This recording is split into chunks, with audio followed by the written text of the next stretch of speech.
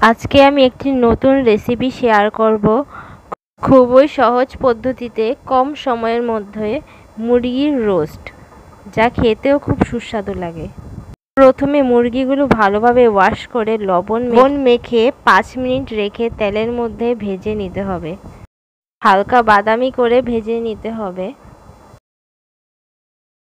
হয়ে গেলে অন্য একটি কড়াইয়ের মধ্যে এলাচি, দারচিনি, তেজপাতা দিয়ে নিতে হবে।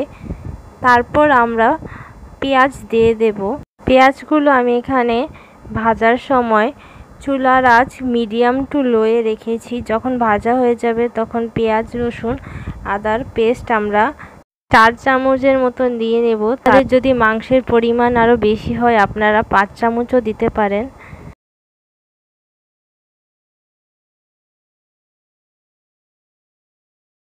তারপর আমি বাদাম এবং কিশমিশের পেস্ট দিই। 1 চামচ জিরে গুঁড়ো, মরিচের গুঁড়ো এবং হলুদের গুঁড়ো দিয়ে নেব। তারপর 5 মিনিটের মতো কষিয়ে টক দই দিয়ে দেব। গুলো ভেজে রাখা মাংস কষানো মশলার সাথে দিয়ে নেব। তারপর পরিমাণ মতো লবণ এবং গুলিয়ে রাখা গুঁড়া দুধ দিয়ে দেব। যখন হয়ে আসবে নামানোর আগে কিছুটা গরম মশলা গুঁড়ো উপরে দিয়ে দেব। এই তো হয়ে গেল আমাদের সুস্বাদু রোস্ট। পোলাওর সাথে এই রোস্টটা খুবই দুর্দান্ত লাগে। আশা করি সকলের ভালো লাগবে। ভিডিওটা সবাই সাবস্ক্রাইব করে পাশে থাকবেন।